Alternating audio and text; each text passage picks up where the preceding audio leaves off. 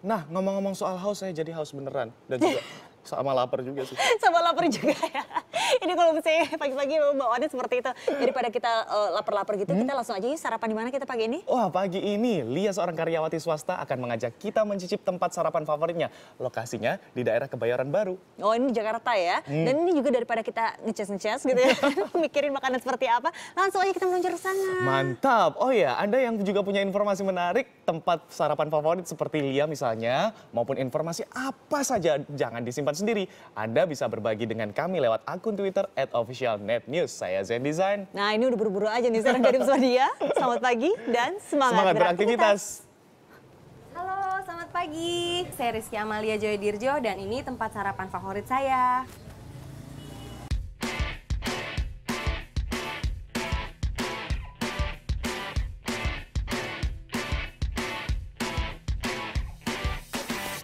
Saya bekerja sebagai salah satu manajer di perusahaan jasa keuangan. Sehari-hari saya bekerja tuh mobile banget dari satu tempat ke tempat lain. Nah, pagi ini saya bersama satu rekan kerja saya, mau ke tempat klien di daerah Jalan Cipaku. Nah, di dekat sana biasanya saya mau sarapan dulu nih. Ada satu tempat di Cipaku yang mau kita datengin.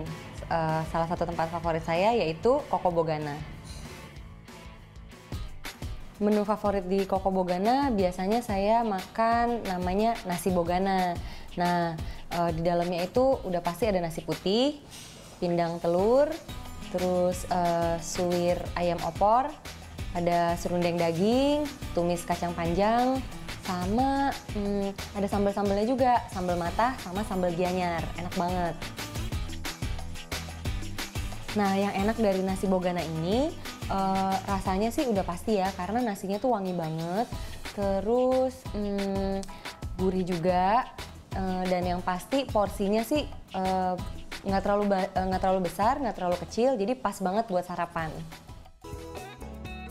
Nah, yang lebih enak lagi kalau makan nasi Bogana ini pakai sambal-sambalnya. Yang pertama sambal mata. Sambal mata tuh nggak terlalu pedes sih, tapi karena banyak bawang-bawangnya, terus ada wanginya tuh unik banget. Jadi bikin nasinya ini jadi lebih ya berasa makin enak deh gitu ya. Terus satu lagi mesti cobain yang namanya sambal gianyar. Ya, sambal gianyar itu cabenya tuh dibikin kering dan ada bawang-bawang merah, bawang putih juga, dan ada daun jeruknya. Nah, untuk yang suka pedes nih, saya cuma cobain dikit karena pas saya coba banyak itu pedes banget. Pernah cobain gitu. Nah, selain nasi Bogana, boleh dicoba nih namanya nasi Pagongan. Nah, nasi Pagongan ini ada tambahan sambelnya gitu. Isinya juga beda sih. Pertama ya, sambal tadi ada tambahan sambal terasi. Terus isinya itu ada telurnya, ada empal dagingnya, ada tambahan ikan asin dan rasanya lebih gurih gitu. Saya lebih suka nasi Pagongan karena lebih unik. Nasinya berwarna hijau, hijaunya juga dari daun bayam, dan isinya telur pindang, ebi kentang, dan orek ikan asin jambal. Dan rasanya lebih cenderung gurih dan makanya itu saya suka.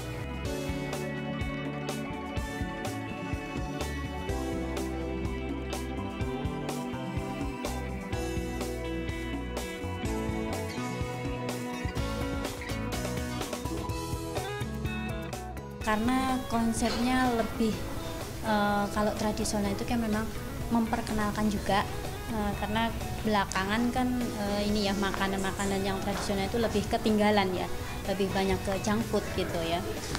Makanya untuk memperkenalkan makanan tradisional itu lewat konsep ini gitu ya pemiliknya.